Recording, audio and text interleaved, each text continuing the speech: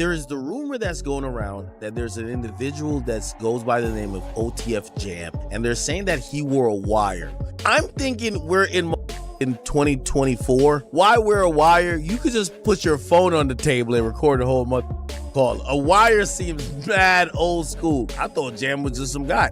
You said he's kind of known as a killer. We're not saying he killed nobody, but you're saying that's his reputation. Every person from that side is on the internet or making a subliminal or something and saying that Jam is the nigga that's telling.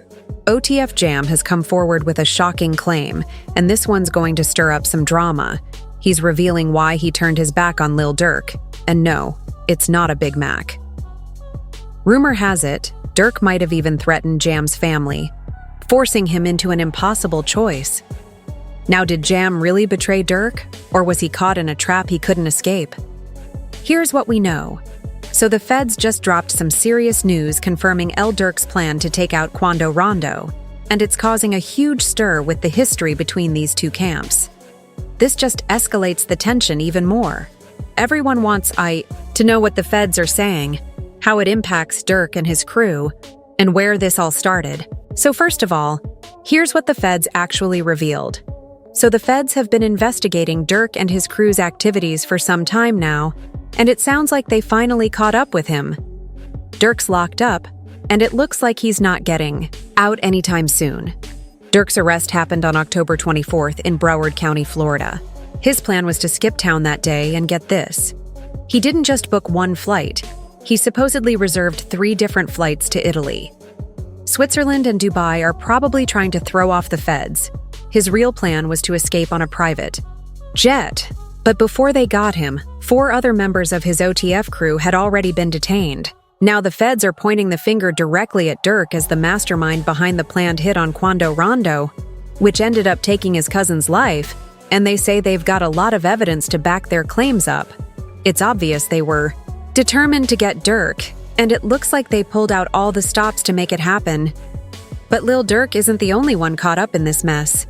The entire OTF crew is facing heat too.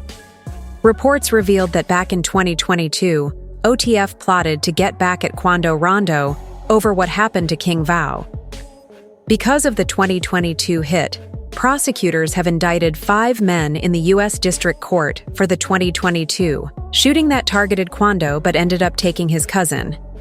LPAB, the indictment filed in Los Angeles, lists these individuals: Kayvon Vonnies Grant, DeAndre D.D. Wilson, Keith Flacca Jones, David Brown, Eyes Lindsay and ASA, Boogie Houston, and these are some serious charges. We're plotting to commit murder for hire, resulting in death and using firearms, including a machine gun, in a violent crime. So here's why the indictment came in. According to the feds, these guys used an OTF credit card to book flights to California on August 18, 2022, so they could track Quando and his moves. It is yet uncertain as to how OTF knew Quando would be in LA, but they did. Once in Los Angeles, they tracked down Q's location, and then Vonnie flew in from Miami on a private jet to oversee the operation, booking hotel rooms for the crew and supplying firearms for the mission. He also rented 2 cars, a white Infiniti and a white BMW, to use during the operation, and the team tailed Q's black Escalade before opening fire on it, though Durk had tried to evade the feds by booking hotel rooms for the crew and supplying firearms for the mission. He also rented 2 cars, a white Infiniti and a white BMW, to use during the operation, and the team tailed Q's black Escalade before opening fire on it, though Durk had tried to evade the feds by booking flights to 3 different countries. They were already one step ahead, monitoring him through wire. Taps and tracking devices caught evidence of Durk's knowledge of his impending arrest and his alleged threats against possible witnesses. But here's where it gets spicy. The court papers reveal a twist. There was a rat within our crew, and it's someone Durk once called a brother and even rapped about, this guy who goes by OTF. Jam was regularly seen with Durk and even appeared in music videos, but he was secretly cooperating with the feds. Ironically, Durk once rapped about helping This guy get back on his feet in a track on his Loyal Bros album. Known for speaking highly of their bond, Jam often shared stories of how Durk had supported him, even receiving $50,000 from him at one point. Jam rejoined OTF in 2022 after serving a 12-year prison term, quickly becoming part of the crew again. Now. Hey, tell Count this much. me what's going on, Jam. Hey, you know what's so crazy though? Motherfucker be sitting up there doing all this, sneak this and internet games and all this. Up some money, do something. Like, we winning, bro. I can do it. Whatever it is I want to do, I can do it. Just buy what I want, do what I want. Y'all can't do that, bro. Goof Bro got out what? You know that we did. How many you did off? How many years I did it now? Yeah, that's your last bit. 12. However, it's now believed that he may have cut a deal with the feds and even wore a wire during meetings with OTF court records, show that Jam was talking to the law who seemed to know more than they should about OT's operations. In the bigger picture, the allegations against Durk are serious. He's accused of ordering a hit, placing a bounty on the target and promising rewards, like music deals and other perks. If the job got done, as we've mentioned, this plot comes from a tragic loss. Durk faced back in 2021-20 when King Vao got shot and lost his life outside a club in Atlanta. It was later confirmed that Lil Tim Q's Day One was the guy behind the trigger. Now, authorities believe Durk wanted revenge hiring people to go after Kwandu. Although acts of retribution aren't uncommon in certain circles, many are questioning what's fueled this intense rivalry to the point where they're targeting each other's friends and family. For Durk, loss of King Von appears to have been a tipping point pushing him toward this plan, but to understand how this beef spiraled, let's trace the roots of the conflict between Quando Rondo and Lurk. So the bad blood between Quando Rondo and Lil Durk runs deep, but it didn't actually start with these two directly. Though it's tough to say exactly when the beef began, most people trace it back to the tragic passing of King Von in November 2020. Von was signed to Durk's label, Only the Family, while Quando Rondo rolled with Young Boy, and his label never broke again earlier in 2020. There were already whispers of tension between these two camps circulating on social media. But things really started to heat up when King Vao posted photos of himself with NBA YoungBoy, ex-Jania. V claimed it was all business and nothing personal. But the photo stirred the pot-sparking drama between him and YoungBoy. Meanwhile, Quando frequently jumped in to defend YoungBoy. His label head under social media pressure van addressed the rumors. During a November 5, 2020 interview with DJ Academics, insisting there was no beef with YoungBoy, interview 3. Unfortunately... All right, so you wouldn't have no rap beef. You wouldn't be having no rap beef then? Nah, hell nah, ain't no rap beef. What? Ain't no rap beef, and it ain't no real beef unless somebody got shot or something, or unless somebody... People told me you and YoungBoy was beefing or something like that. I know they said something about, what happened, Von? What's going on with you, man?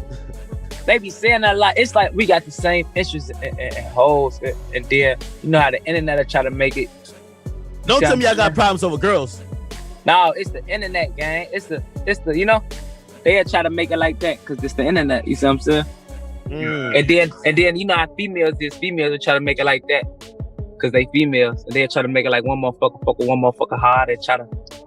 It be just all type of shit. These words seem to come back to haunt him.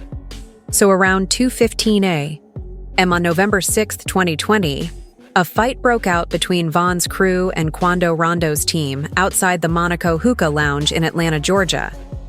The scuffle escalated to a shootout involving off-duty cops. In the chaos, 6 people were shot and 3 lost their lives. King Vao was shot and taken to the hospital but didn't make it after the event. Police arrested Lil Tim for taking out Vao nearly 2 years later, though the murder charges against him were dropped under Georgia's Stand Your Ground law. Rondo's side claimed Vao had been the aggressor, attacking Rondo first. Security footage appeared to back this up, showing V swinging at Rondo's crew, catching Quando off guard. Afraid for his life, Quando said Tim stepped in, drawing his weapon. The rest is history. Quando said Tim stepped in, drawing his weapon. The rest is history. Did you think that King Von survived the shooting, or did you know that he was gone at that point? No, I didn't. I didn't know neither one if he was gone or still alive. I just, like I say, I didn't even know it was him. So I didn't even know if he was dead or alive. I just was trying to make sure Quando was good. Even though Quando Rondo and his crew were cleared of charges, Von's fans and friends continue to blame him for Von's death. Quando has been asked to speak about that night many times, but he often dodges the details. Man, I don't, bro. Hey, I already told you that, bro. I never knew it was a problem. A nigga didn't pull up for that. To be honest, I was in a car sleep. Didn't even know, like, I didn't know that other artists was gonna be there. Nothing like that. But his silence hasn't stopped the tension with Durk from building. While Quando had no issue with Durk before Von's death, it put him directly in Durk's sights, especially given Quo's dismissive attitude about the whole incident. It's not only Von's fans who have taken issue with Rondo. His unapologetic stance on the situation and his public support for L. Tim have only stirred things up further over the years. Quando has openly expressed his dislike for Durk.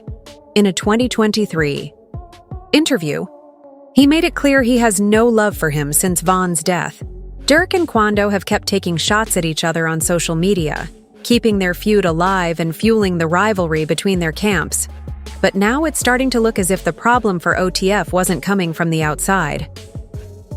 Durk's downfall may have happened because of Jam, and the fact that he gave Durk to the Fed is because of that. It's no wonder that there's been a lot of buzz lately about OTF Jam, and the stories that are spreading are pretty wild.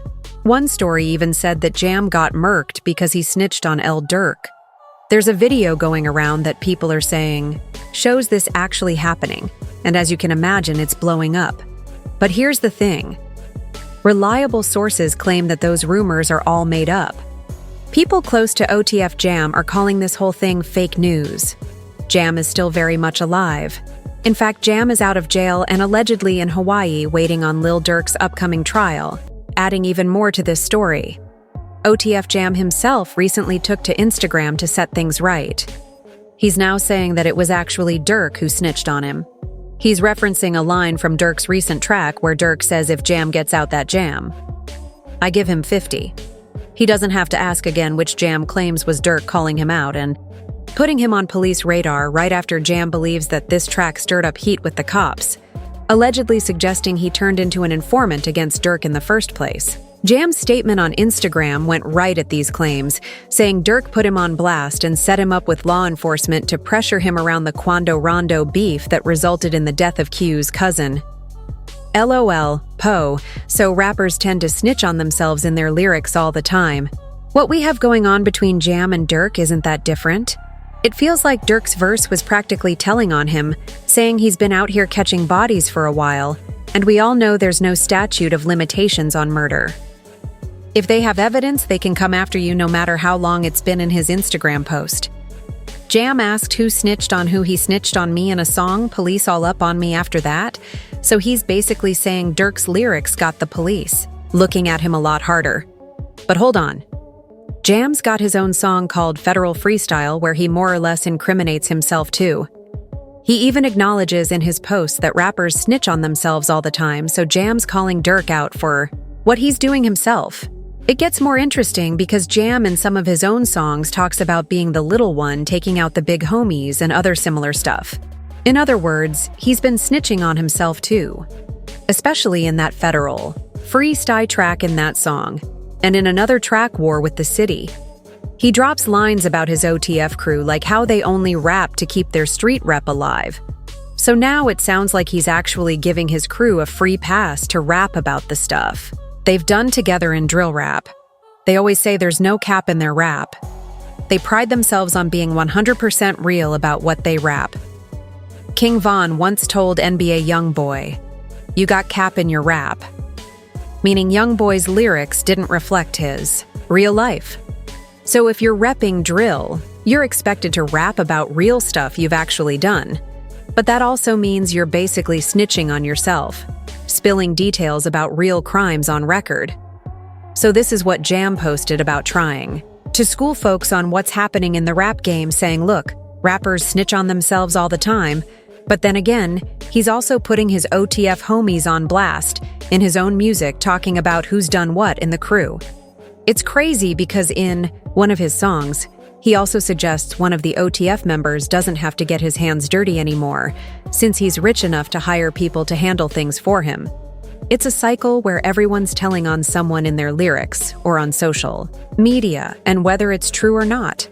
This sort of thing can get people looking at you from all angles, including the police. But at the end of the day, he can defend himself. All he wants everyone. And their mama still believes that Jam snitched on Durk. Do you agree with that? Let us know in the comments and stay tuned because this story is far from being over before you go. Make sure to hit that like button and subscribe to the channel to find out more.